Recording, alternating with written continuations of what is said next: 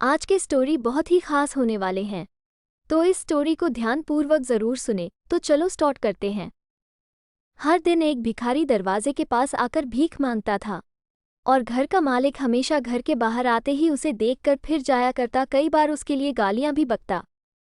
वो कहता, तू जिंदा ही क्यों है? पूरी जिंदगी ऐसे ही भीख मांगेगा क्या? धरती का बोझ क्यों बना बैठा है? और कभी कभी उस भिखारी को गुस्से में वो धक्का भी मार दिया करता। इतना कुछ हो जाने के बावजूद भिखारी के मुंह से सिर्फ यही निकलता कि भगवान भगवान तुम्हारे पापों को माफ करे। एक बार सेठ को धंधे में बड़ा नुकसान होने की खबर मिली।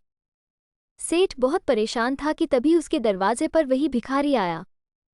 गुस्से में अपना आपा खोते हुए सेठ ने उस भिखारी को पत्थर दे मारा। पत्थर लगने के कारण भिखारी का सर फूट गया और उसके सर से खून बहने लगा। फिर भी दर्द से कराहते हुए भिखारी ने इतना ही कहा, भगवान तुम्हारे पापों को माफ करे। भिखारी वहां से चला गया। सेठ सोच में पड़ गए, भिखारी को पत्थर मारा, फिर भी उसने सिर्फ प्रार्थना की। सेठ का गुस्सा शांत हुआ। सेठ का मन शांत हुआ भिखारी का रहस्य जानने के लिए। सेठ ने भिखारी का पीछा करना शुरू कर दिया।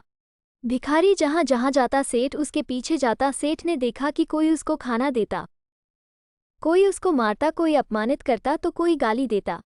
लोग भिखारी के साथ चाहे जैसा व्यवहार करते, लेकिन भिखारी सबके लिए एक ही प्रार्थना करता, भगवान तुम्हारे पाप माफ करें। अब रात होने को आई थी। भिखारी अपने घर जाने के लिए लौटा। वो अपने घर पहुंच गया, लेकिन सेठ अब भी उसका पीछा कर ही रहा था। एक पुरानी टूटी हुई खटिया पर एक बूढ़ी औरत लेटी हुई थी, काफी कमजोर और बीमार लग रही थी।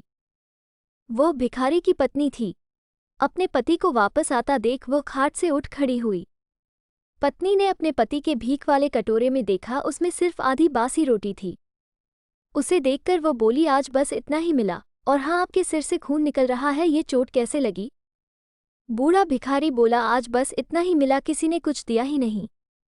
सबने गालियां दी और एक नए पत्थर भी फेंकना, इसीलिए मेरा सर फट गया। एक गहरी ठंडी सांस लेकर बूढ़ा भिखारी फिर से बोला, यह मेरे ही पापों का फल है। तुम्हें याद है, कुछ सालों पहले हम कितने अमीर थे? क्या कुछ नहीं था हमारे पास? हमारे पास हर चीज़ ज़रूरत से ज़्यादा थी, लेकिन हमने कभी दान नहीं किया, और उससे भी बुरा हमने उस अंधे भिखारी के साथ किया जो हमारे द्वार पर भीख मांगने आया करता था। बूढ़ी पत्नी की आंखों में आंसू आ गए। वो बोली, हाँ, हम उस बेचारे अंधे के साथ बहुत बुरा करते थे।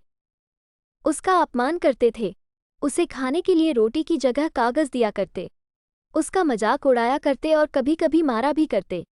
मैंने कभी उसको रास्ता नहीं दिखाया। एक बार मैंने उसके मुंह पर मिट्टी भी फेंकी थी और वो हमेशा दुखी होकर यही कहता कि भगवान तुम्हें तुम्हारे किए की सजा देगा, भगवान तुम्हारे पापों की सजा जरूर देगा। उसका श्राप सच हुआ और हम इस दुख भरी जिंदगी में आ गए। भिखारी बोला, हाँ, उसका श्राप सच हुआ, इसलिए मैं किसी को बददुआ नहीं देता। चाहे कोई मेरे साथ कैसा भी बर्ताव करे, मैं हमेशा उसके लिए प्रार्थना करता हूँ। मैं नहीं चाहता कि कोई भी हमारे जैसे जिंदगी का अनुभव करे, किसी को भी हमारे जैसे दुखों का सामना करना पड़े। वो नहीं जानते कि वो कितना बड़ा पाप कर रहे हैं, इसलिए अनजाने में हुए पाप की ऐसी सजा किसी को भी मिले, मैं नहीं चाहता। सेठ वहीं पर छुपकर यह सारी बातें सुन रहा था। अब उसे सब कुछ समझ में आ गया था। भिखारी और उसकी पत्नी ने वो आधी रोटी मिल बांट कर खाएं और भगवान को धन्यवाद बोलकर सो गए। अगले दिन बड़ा भिखारी फिर से भीख मांगने गया। सेठ के घर के पास जाते हैं। सेठ ने पहले से गरम रोटी या उसके लिए निकाल कर रखी थी। उसे देते हुए सेठ विनम्रता से बोला, माफ कर दीजिए बाबा, उसे बहुत बड़ी गलती हो गई। बूढ़ा भिखारी बोला, भगवान तेरा भला करे। इतना कहकर वो आगे निकल गया। इस कहानी से जो सीख लेने लायक है वो बड़ी ही सिंपल है कि आदमी चाहे किसी के बारे में बुरा कहे या भला करे, लेकिन भगवान सिर्फ कर्म के हिसाब से उसको फल देता है। क्या हुआ अगर भगवान नहीं दिखता है, लेकिन ये बात बिल्कुल सच है, उसके खाते में सबका हिसाब बहुत बहुत पक्का होता है।